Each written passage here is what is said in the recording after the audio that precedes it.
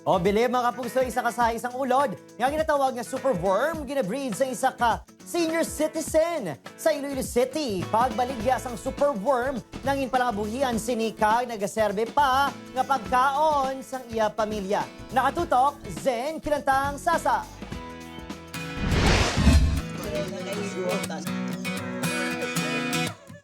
Nangin kalingawan sang 75 anyos nga si Nanay Buday ang pagsagod sa mga superworm. Very hands-on gid ini halin sa pagbuto sang superworm, tugtog mangin larva, pupa kag adult beetle.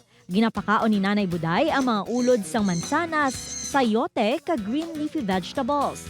Ginabaligya sini ang superworm. Kalabanan sa nagabakal, ginapakaon sa mga exotic animal. Nga nagabakal sindi ginapakaon sa arwana, sa mga goldfish, sa mga lizards, sa mga snake. Ang matipon sini nga kwarta amo ang iya ginagamit sa pagbakal sini sang iya maintenance nga bulong para sa high blood kag diabetes. Apang magluwas nga source of income sini ang pagbreed sang superworm, nagaserbe pa ini nga sudan sang iya pamilya.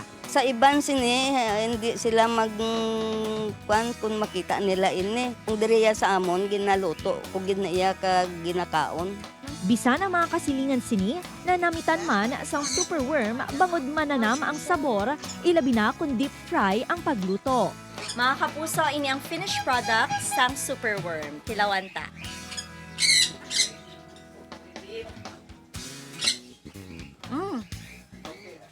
Very crunchy kag namit. Daw pasayan, di man ang sabor. Base sa pagtuon, ang superworm ang isa ka healthy nga ulod nga valuable source of protein, rich in vitamins and minerals, pareho sang calcium, potassium kag magnesium. Upod kay Cirilo Randuque, Zen Kinantang Sasa. One Western Visayas.